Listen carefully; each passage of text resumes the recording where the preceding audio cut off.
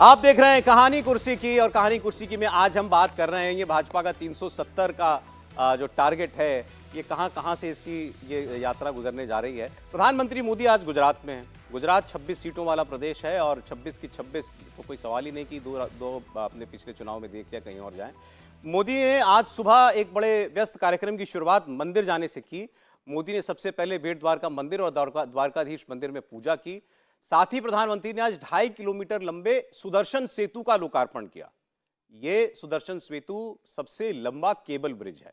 प्रधानमंत्री मोदी ने इसके अलावा कई और कार्यक्रमों में आज हिस्सा लिया और फिलहाल वो द्वारका में एक कार्यक्रम में शामिल हुए हैं और वहां वो सीधे संबोधन कर रहे हैं उनका। अपना देखते हैं। काफी कुछ लिखा है हमारे शास्त्रों में भी। द्वारिका के बारे में कहा गया है, भविष्यति पुरी रम्या सद्वारा प्राज्ञ तोरणा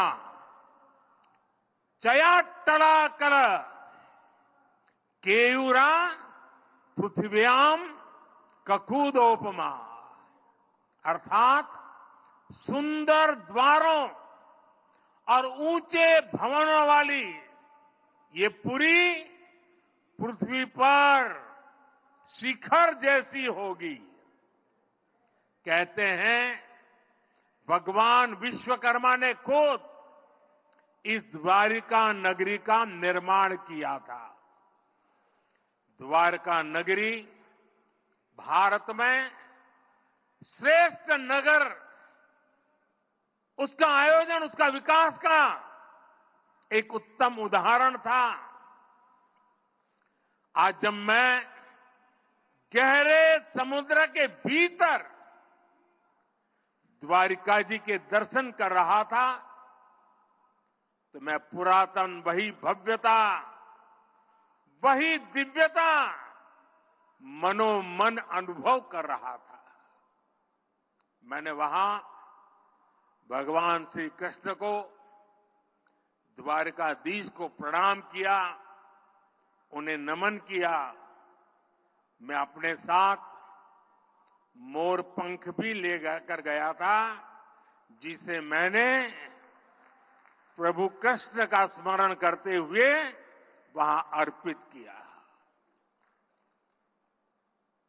मेरे लिए कई वर्षों से, जब मैंने पुरातत्वविदों से ये जाना था तो एक बहुत बड़ी जिज्ञासा थी।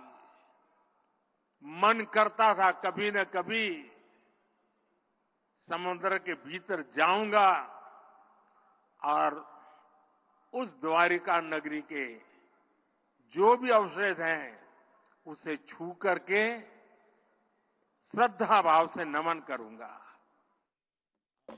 तो आप प्रधानमंत्री की जो ये तस्वीर देख रहे हैं, हमको लगा स्कूबा डाइविंग के लिए गए हैं प्रधानमंत्री। है कुछ वैसा ही, लेकिन द्वारका नगरी जो है हम सब समझ जानते हैं, श्री कृष्ण की जो नगरी थी वो तो डूब गई थी, समंदर के नीचे है वो। तो वहां उन्होंने भी जो अपने भाषण में बताया कि मैं तो उस नगरी के दर्शन करने के लिए गया था। उसकी तस्वीर आप स्क्रीन पर चलती हुई देख रहे हैं कि प्रधानमंत्री द्वारका दर्शन के लिए गए, समंदर के नीचे अंडर वाटर।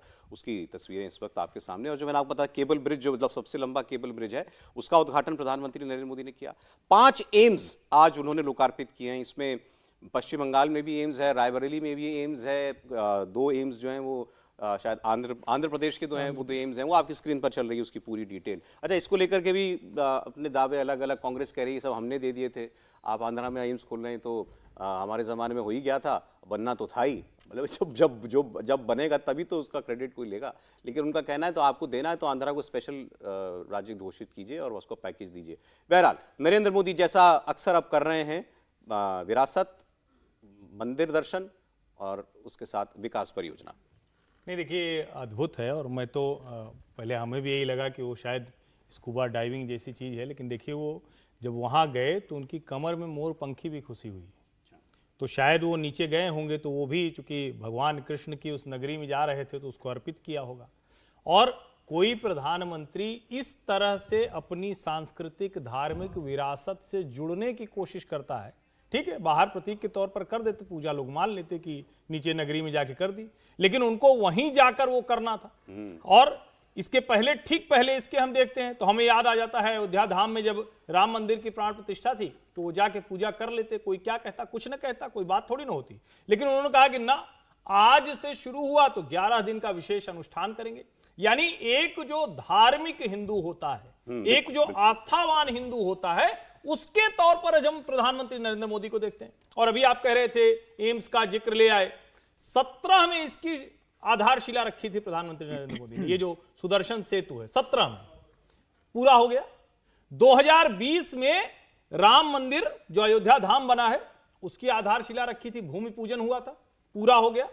जो प्रधानमंत्री नरेंद्र मोदी कहते हैं कि जिसका हम शिलान्यास करते हैं उसका लोकार्पण भी करते हैं। सवाल यहां यही है कि जो 2007 में प्रस्तावित हो गया था, 2013 लग गया भूमि पूजन करने में सोनिया जी को, और उसके बाद भी वो पूरी तरह से नहीं हो पाया। तो मुझे लगता है कि जो कार्यशैली का फर्क है। हाँ, ये ब्रिज की भी तस्वीर दिखा रहा था मैं आपको, आप बोलते रहिए प्लीज। हाँ, वो मतलब मुझे तो इसलिए जिसको कहते हैं ना, कई चीजें आपको दिखती हैं, हम चूंकि आप लोग बात कर रहे हैं तो मैं थोड़ा सा उसका जिक्र कर दूं कि हमारे शहर प्रयागराज में ऐसा इस ब्रिज यमुना पर है, छोटा ब्रिज है, हालांकि वो जोशी जी के समय में आया था। उसके लिए अमिताभ बच्चन कहते थे कि अरे हम तो हुजूर माई बाप एक तो पुल दे दो भैया, राजीव गांधी से ऐसे गुहार लगाते थे। चले गए, वो सांसद भी नहीं रह गए, वो पुल बना भारतीय जनता पार्टी के समय में। तो जो कार्यशैली का फर्क है, और ये तो देश का सबसे लंबा केबल ब्रिज है। हम अगर नरेंद्र मोदी को देखते हैं तो ये जो हिंदुत्व और विकास की बात करते हैं, हमने मुंबई ट्रांस हार्बर लिंक देखा जो अभी अटल सेतु हो गया है, जो बना तो 1963 में सोचा गया था, विल्बर स्मिथ कंपनी ने सोचा था उसको 1963 में। बना कब? 2015 के बाद जब देवेंद्र फडणवीस की सरकार आती है। तो नरेंद्र मोदी ने काम करने का जो स्केल स्पीड है वो अकल्पनीय कर दिया है, और उसको जब आस्था वाले स्थान होते हैं तो वहां उसकी जो तेजी होती है वो और ज्यादा बढ़ जाती है, पूरी आस्था के साथ, धार्मिक विश्वास के साथ। हम ये डेवलपमेंट प्रोग्राम्स की जिक्र कर रहे हैं तो मेरे दो सरकार की अब जो योजना है उनकी बात आने वाले वक्त में जो अभी पूरी होंगी, लॉन्च हो गई, उसकी मैं सोच रहा था कहां वक्त मिलेगा तो बताऊंगा, तो आपको मैं बताता हूं। ये सबसे लंबा केबल ब्रिज हो गया। ट्रांस हार्बर लिंक की हमने बात कर ली, उसको देखिए, देख करके ऐसा लगता है कि भाई अद्भुत, ये भारत में ऐसा बन सकता था, हम सोच नहीं सकते।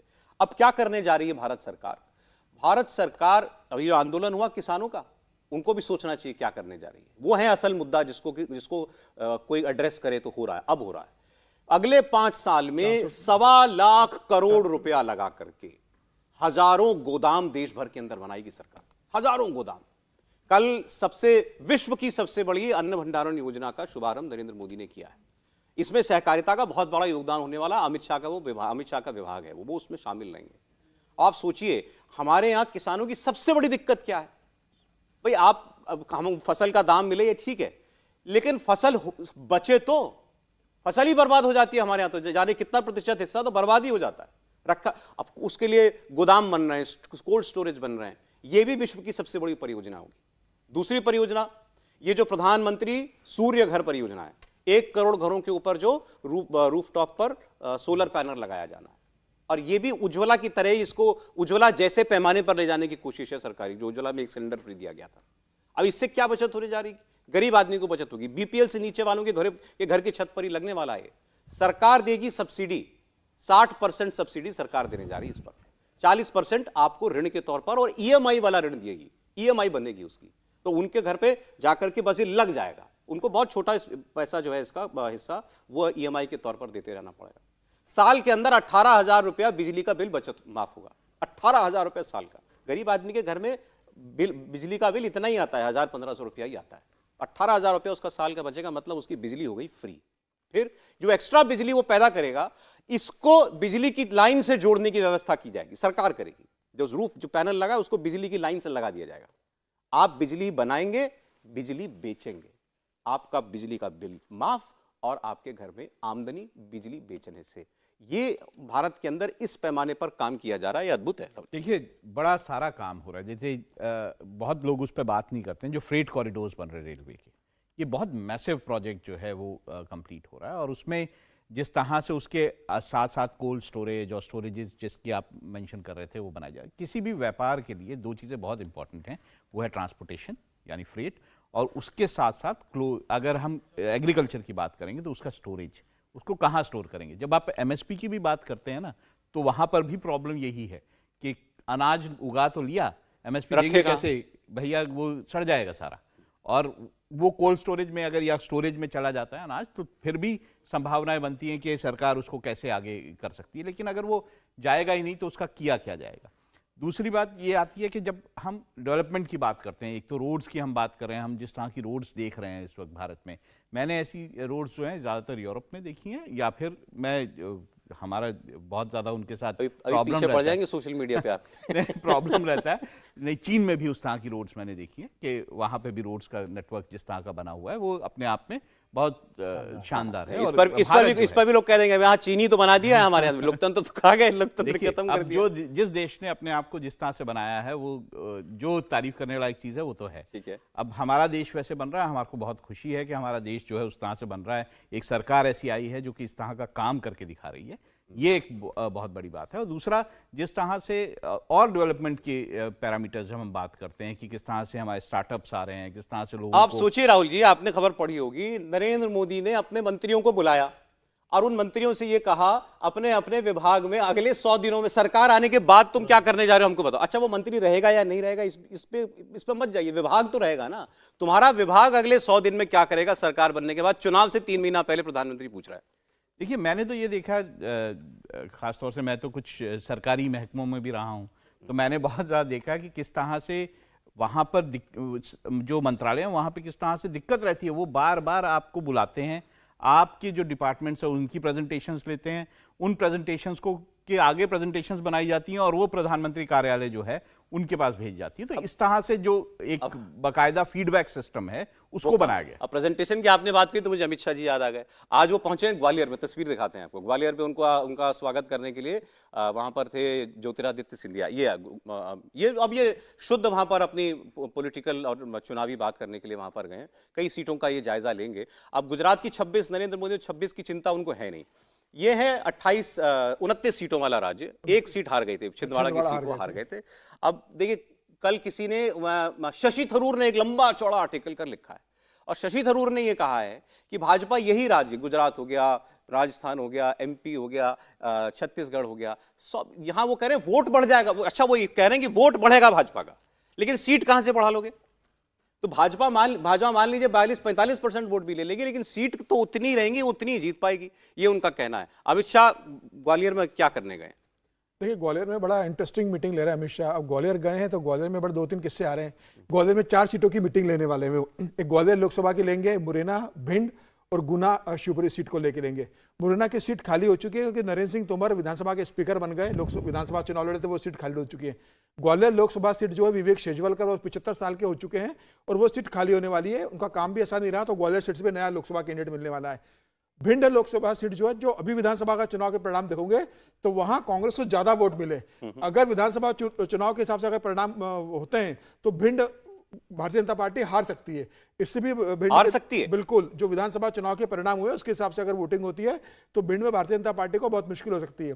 और चौथी सीट है गुना, जहां से ज्योतिरादित्य सिंधिया हारे थे और KP यादव जो भारतीय जनता पार्टी से जीते थे। अब ज्योतिरादित्य सिंधिया BJP में आ गए, वहां पर दोनों को लेकर वहां बहुत लड़ाई चल रही। कहा जा रहा है कि ज्योतिरादित्य सिंधिया KP यादव को टिकट नहीं देना चाहते।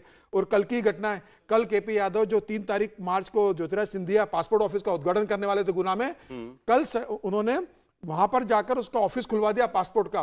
पंडित जी लेके गए, नारियल लेके गए, मिठाई लेके गए और खुद ने वहां का पासपोर्ट कार्यालय का उद्घाटन कर दिया जो ज्योतिरादित्य सिंधिया 3 तारीख को करने वाले थे। अच्छा, तो वहां पर ज्योतिरादित्य सिंधिया और KP यादव के बीच संघर्ष बहुत चल रहा है सत्ता को लेके। मुझे लग रहा है MP में आपको अभी भी लगता है कि 28 जो जीत निकाली थी BJP ने निकल सकती है? अभी आपने 2 सीट बता दी टफ मुझे। मध्य प्रदेश में भारतीय जनता पार्टी 29 की 29 सीटें जीतेगी। छिंदवाड़ा भी जीतेगी। छिंदवाड़ा भी भारतीय जनता पार्टी इस बार सीट जीतेगी। ठीक है। और जो नकुलनाथ के आने की बार बार जो कोशिश हो रही है और जो कमलनाथ भारतीय जनता पार्टी का दरवाजा खटखटा रहे बार बार, वो इसीलिए खटखटा रहे क्योंकि उन्हें इस बात का आहट हो चुका है कि छिंदवाड़ा सीट उनके लिए मुश्किल है।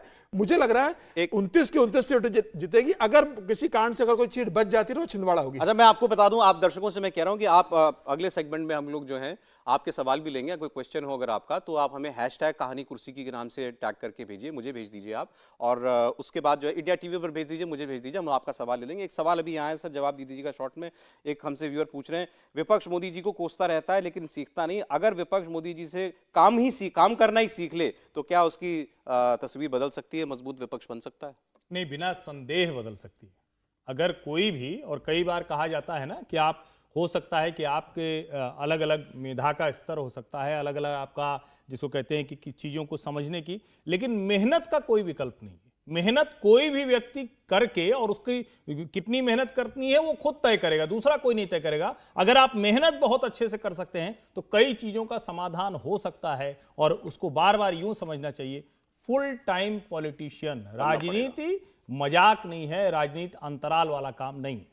एक ब्रेक ले रहे हैं, ब्रेक के बाद खास तौर पर बंगाल की बात, जहां पर आज संदेश खाली में फिर हंगामा हुआ है और अधीर रंजन चौधरी कांग्रेस के जो नेता हैं वो ममता बनर्जी से कह रहे हैं कि मुसलमान वोट बचाना है तो कांग्रेस के साथ समझौता कर लो। उनका बयान भी दिखाएंगे आपको। ब्रेक ले रहे हैं, देखते रहिए कहानी कुर्सी।